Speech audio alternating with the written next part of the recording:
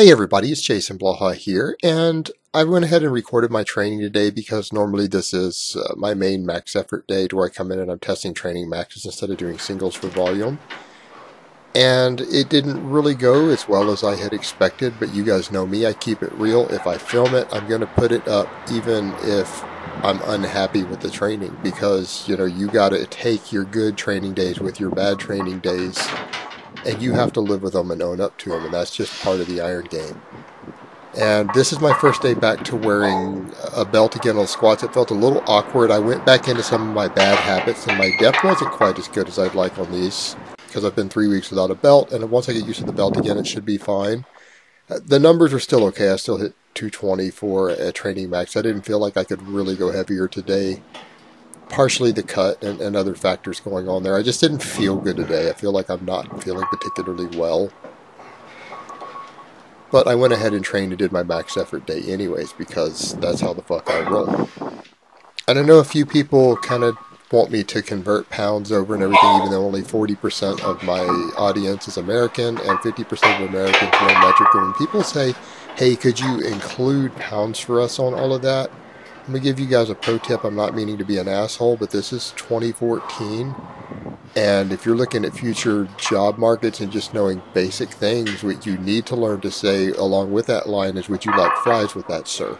Because that's the only type of job you're going to be able to do if you can't readily do simple things like just work with the metric system as well as the standard if you happen to use standard in your country. It's just silly. But that rant aside, the squatting was okay outside of that. I can tell I've lost fat because the belt is loose. By next week, I'm going to have to tighten this belt up a notch. But here was the 220, and overall, I was okay with it. I felt like I would have liked to have gone an inch deeper, but it was I fell back into some of my bad habits on my footing and stuff without thinking about it as much.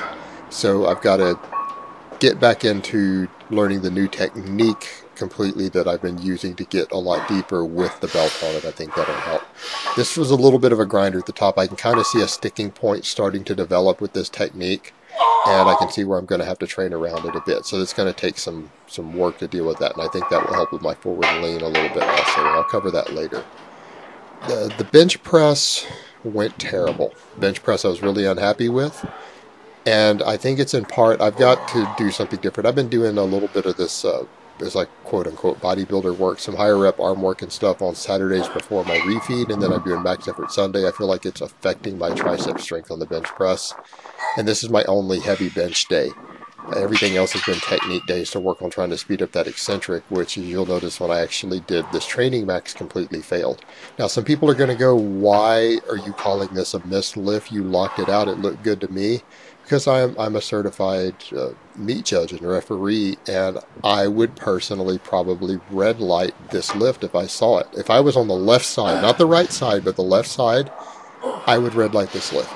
Now, of course, you guys see how slow this eccentric is. My work isn't helping so far when I get up to a max. If you'll notice right there, did you see that dip? That is a red light. That is a bad lift. There's no lift. I didn't bench press that weight. That's a failure. Now, this is obviously just a warm-up. I've been doing tons and tons of singles for speed with 220, so this is really easy. I felt like I was off today after that bench press. I didn't want to go for a PB, so I went ahead and hit last week's PB again on the deficit deadlift, which is 250. And once I got it and pulled it, I'm glad I didn't try to put another 5 or 10 kilos on because this was really heavy for me today. So I'm just happy to have locked it. And that's just the nature of cutting, guys. When you're cutting and you're not on a bunch of stuff to boost your strength and recovery, your training isn't always going to be perfect. You're not always going to be hitting PBs all the time. That's just reality. And then for accessory work, it was pretty straightforward. I don't do much accessory on a true max effort day like this. So I just did 3 sets of Pendlay rows, and I'm going to be doing a lot more Pendlay rows throughout the week. I feel like they'll help carry over to my bench press and my deadlift more, and I'm going to do a push-pull meet, I think, in late November. So any accessories are going to help me bring up my bench press and my deadlift are probably going to be a good idea. I really want to focus on the deadlift really heavily between now and then, which is why I'm pulling 5 days a week.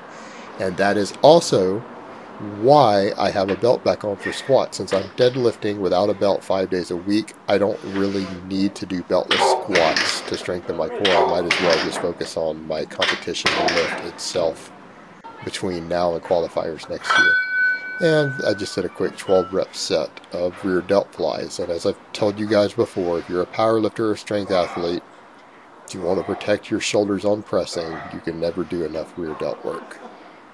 You could do rear delt work every single day if you want. You need to strengthen that area up. Alright guys, that's really all I have to say on that today. I hope it's been informative, and I will talk to you guys next time.